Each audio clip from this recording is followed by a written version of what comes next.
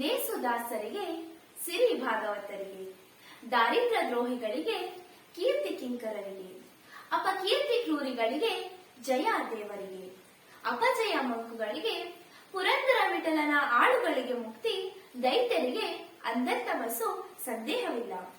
ಪುರಂದರದಾಸರ ಈ ಉತ್ಕೃಷ್ಟ ಸಾಲುಗಳನ್ನು ನೆನೆಯುತ್ತಾ ನಿಮಗೆಲ್ಲರಿಗೂ ನಮಸ್ಕರಿಸುತ್ತೇನೆ. ನಾನು ವಿಶ್ಲೇಷಣೆಗೆ ಒಳಪಡಿಸುತ್ತಿರುವಂತಹ ವಿಷಯ ದಾಸ ಸಾಹಿತ್ಯ ಮತ್ತು ಪುರಂದರದಾಸರ ಕೊಡುಗೆ. ಆತ್ಮೀಯರೇ, ತಿರುಪತಿ ತಿಮ್ಮಪ್ಪನ ಭಕ್ತರಾದ ವರದಪ್ಪ ನಾಯಕ ಮತ್ತು ರುಕ್ಮಿಣಿ ದಂಪತಿಗಳ ಮಗನಾಗಿ ಜನಿಸಿದ ಪುರಂದರದಾಸರು ಮೂಲತಃ ಶ್ರೀನಿವಾಸ ನಾಯಕ ಎಂದು ನಾಮಕರಣಗೊಂಡವರು. ಮೂಲತಃ ಇವರು ಧನಿಕ ವ್ಯಾಪಾರಿಗಳು. ಆದರೆ ನಮ್ಮ ಸುದೈವ ಸಂದರ್ಭಾನುಸಾರ ಜೀವನದ ತತ್ವವನ್ನು ಅರಿತ ಇವರು ಭಗವಂತನ ಭಕ್ತನಾಗಿ ಪುರಂದರದಾಸ ಎಂಬ ನಾಮಧೇಯವನ್ನು ಪಡೆದರು. ಮೊದಲನೆಯದಾಗಿ ದಾಸ ಸಾಹಿತ್ಯದ ಬಗ್ಗೆ ವಿಶ್ಲೇಷಣೆ ಮಾಡೋಣ. ಸಮಾಜದಲ್ಲಿನ ಜನಸಾಮಾನ್ಯರಿಗೆ ಆ ಭಗವಂತನ ಭಕ್ತಿ, ಸತ್ಯ, ನೈತಿಕತೆ ಮತ್ತು ಮೌಲ್ಯಗಳ ತತ್ವವನ್ನು ಸಾರಲು ರಚಿಸಿದಂತಹ ಸಾಹಿತ್ಯವೇ ದಾಸ ಸಾಹಿತ್ಯ. ದೇವರ ನಾಮಸ್ಮರಣೆ ಮತ್ತು ಭಕ್ತಿಯ ಮೂಲಕ ಜೀವನದ ಶುದ್ಧೀಕರಣ ಎಂಬ ಪ್ರಮುಖ ತತ್ವವೇ ಈ ದಾಸ ಸಾಹಿತ್ಯದ ಪ್ರಮುಖ ಉದ್ದೇಶ. ಹಾಗಾದರೆ ಇಂತಹ ಉತ್ಕೃಷ್ಟ ದಾಸ ಸಾಹಿತ್ಯಕ್ಕೆ ಪುರಂದರದಾಸರ ಕೊಡುಗೆಗಳೇನು?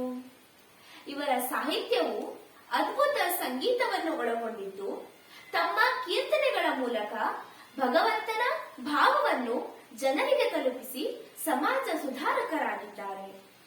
ಸಂಗೀತ ಕಲಿಕೆಗೆ ಮೂಲ ಪಾಠಗಳಾದ ಸರಳಿ ಗೀತೆ, ಅಲಂಕಾರ ಗೀತೆ, ಪಿಲ್ಲರಿ ಗೀತೆಗಳನ್ನು ರಚಿಸಿದಲ್ಲದೆ ನಾವು ಇನ್ನೂ ಕೂಡ ಬಳಸುತ್ತಿರುವಂತಹ ಅನೇಕ ರಾಗಗಳಾದ ಕಲ್ಯಾಣಿ, ವರಾಡಿ, ತೋಡಿ, ಸಾವೇರಿ, ಭೈರವಿ ಹೀಗೆ ಮುಂತಾದ 84 ರಾಗಗಳನ್ನು ಗುರುತಿಸಿ ಕರ್ನಾಟಕ ಶಾಸ್ತ್ರೀಯ ಸಂಗೀತದ ಪಿತಾಮಹರಾದರು.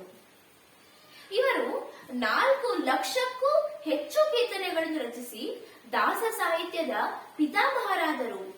ಇವರ ಸಾಹಿತ್ಯವು ಸಮಾನತೆ, ನೀತಿ, ಸೇವೆ, ಸತ್ಸಂಗ, ಪ್ರಾಮಾಣಿಕತೆ, ಅರಿಷಡ್ ವರ್ಗಗಳ ನಿಗ್ರಹ ಹೀಗೆ ಮುಂತಾದ ತಿರುಳುಗಳನ್ನು ಒಳಗೊಂಡಿದ್ದು ಭಕ್ತಿ ಮತ್ತು ಸಂಗೀತದ ಸುಂದರ ಸಂಯೋಜನೆಯಾಗಿದೆ. ಇವರ ಸಾಹಿತ್ಯವು ದಾಸ ಪರಂಪರೆಗೆ ಬುನಾದಿಯಾಗಿದ್ದು ದಾಸ ಸಾಹಿತ್ಯಕ್ಕೆ ಚಿರಸ್ಮರಣೀಯವಾಗಿದೆ.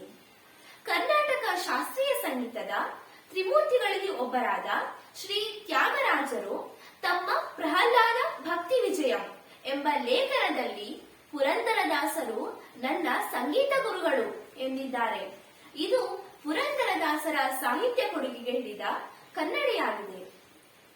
ಹರಿನಾಮ ಸ್ಮರಣೆಯ ರೂಪದಲ್ಲಿ ರಚಿಸಿದಂತಹ ಇವರ ಅನೇಕ ಕೃತಿಗಳು ದೇವರ ನಾಮಗಳಾಗಿ ಹರಿಭಕ್ತಿ ಸಂಗೀತದಲ್ಲಿನ ಪಾಂಡಿತ್ಯವು ಕನ್ನಡ ಸಾಹಿತ್ಯದಲ್ಲಿ ವಿಶಿಷ್ಟ ಸ್ಥಾನವನ್ನು ಪಡೆದು ದಾಸ ಸಾಹಿತ್ಯವನ್ನು ಶ್ರೀಮಂತವಾಗಿಸಿದೆ.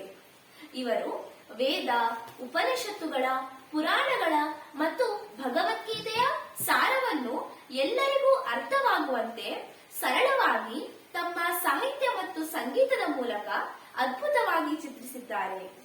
ಇವರು ದಾಸ ಸಾಹಿತ್ಯಕ್ಕೆ ಅಪಾರವಾದಂತಹ ಕೊಡುಗೆಗಳನ್ನು ನೀಡಿ ಜನರಲ್ಲಿ ದೇವಭಾವವನ್ನು ತುಂಬಿದಕ್ಕಾಗಿ ಇವರನ್ನು ನಾರದ ಋಷಿಯ ಅವತಾರ ಎಂದು ಕರೆಯುತ್ತಾರೆ.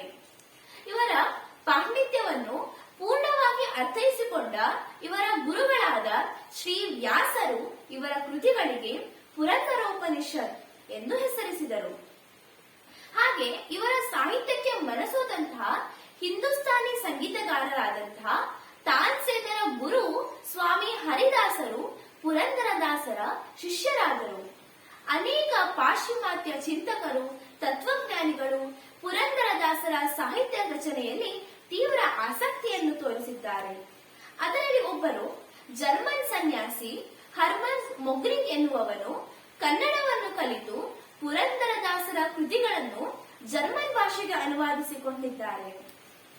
ಪುರಂದರದಾಸರಾದಿಯಾಗಿ ಅನೇಕ ಸಮಾಜ ಸುಧಾರಕರು ಈ ಸಮಾಜದ ಸುಧಾರಣೆಗೆ ಉತ್ತಮ ಅಡಿಪಾಯವನ್ನು ಹಾಕಿಕೊಟ್ಟಿದ್ದರೂ ನಾವು ಇಂದು ಆಧ್ಯಾತ್ಮಿಕ ಬಲವನ್ನು ಮೈಗೂಡಿಸಿಕೊಳ್ಳುವಲ್ಲಿ ಎಡವುತ್ತಿದ್ದೇವೆ ಹಾಗೂ ಸಾಮಾಜಿಕ ಅಸಮಾನತೆಗೆ ಕಾರಣರಾಗುತ್ತಿದ್ದೇವೆ.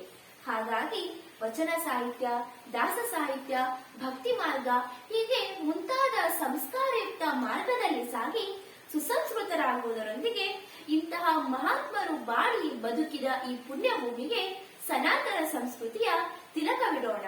ಧನ್ಯವಾದಗಳು.